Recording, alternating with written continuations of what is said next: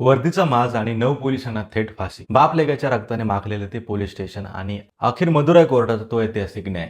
मित्रांनो, कायद्याचं रक्षण करणारी वर्दी जेव्हा रक्षण न करता भक्षक बनते तेव्हा काय होतं? जेव्हा सामान्य माणसाचा आवाज कोठडीच्या भिंतीत दाबला जातो, तेव्हा तो आवाज थेट मृत्यूलाच साथ घालतो. 2020चा साल आठवा. कोरोनाचं संकट होतं, लॉकडाऊन होतं, पण या लॉकडाऊनमध्ये कोरोना विषाणूपेक्षाही भयानक काहीतरी घडत होतं. ते म्हणजे सत्तेचा आणि वर्दीचा माज. तमिळनाडूच्या साथनकुलममध्ये 2 जीव गेले, पण त्या मृत्यूने संपूर्ण देशाच्या न्याय व्यवस्थेला एक असा धडा शिकवला ज्याची गरज आजच्या काळात सर्वात जास्त आहे. जयराज आणि बेनिक्स, एक बाप आणि एक मुलगा. त्यांचा गुन्हा फक्त एवढाच होता की त्यांनी आपलं छोटंसं मोबाईलचं दुकान लॉकडाऊनच्या नियमापेक्षा अवघ्या काही मिनिटासाठी जास्त उघडं ठेवलं होतं. पण पोलिसांच्या मीपणामुळे ही छोटीशी चूक एका मृत्यूच्या तांडवात बदलली. त्यांना पोलीस ठाण्यात नेलं गेलं. तिथे जे घडलं ते ऐकून कोणत्याही माणसाच्या अंगावर काटा येईल.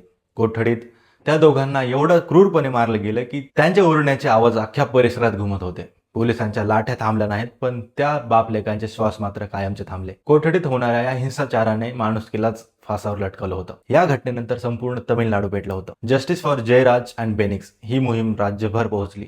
पोलिसांना वाटलं असेल की लॉकडाऊनच्या नावाखाली आपण हे प्रकरण दाबून टाकू, पण त्यांना माहीत नव्हतं की जेव्हा अन्याय सहन करण्याची सीमा संपते तेव्हा क्रांतीची ठिणगी पडते. हे प्रकरण सीबीआयकडे गेलं. सामान्य माणसाला वाटलं होतं की पोलिसांच्या विरोधात पोलीस काय पुरावे देणार, सरकारी यंत्रणा एकमेकांना वाचवतील, पण इथे न्याय नावाची गोष्ट जिवंत असल्याचा पुरावा समोर आला. आणि अखेर मदुराई न्यायालयाने तो निर्णय दिला जो इतिहासात स्वर्ण अक्षराने लिहिला जाईल. न्यायालयाने सिद्ध केलं की कायद्यासमोर कोणीही मोठं नाही, मग तो वर्दीतला अधिकारी का असेना. 9च्या 9 पोलीस कर्मचाऱ्यांना दोषी ठरवून त्यांना फाशीची शिक्षा सुनावण्यात आली. हा निकाल फक्त त्या 9 जणांना दिलेली शिक्षा नाही, तर आपल्या अधिकाराचा गैरवापर करून गरिबांना छळणाऱ्या प्रत्येक अधिकाऱ्यांसाठी एक कडक उत्तर आहे. मदुराई न्यायालयाने हे धाडस दाखवलं. त्याने सामान्य माणसाचा न्यायालयावरचा विश्वास पुन्हा दृढ झालेला आहे. मित्रांनो, ही गोष्ट आपल्याला एक गोष्ट शिकवते. वर्दी ही आदर मिळवण्यासाठी असते, धाक दाखवण्यासाठी नाही. सत्तेचा माज उतरवायला वेळ लागत नाही. हा निकाल प्रत्येक भ्रष्ट व्यवस्थेला दिलेला एक इशारा आहे. तुम्हाला काय वाटतं, या फाशीच्या शिक्षेमुळे भविष्यात अशा घटना घडतील का?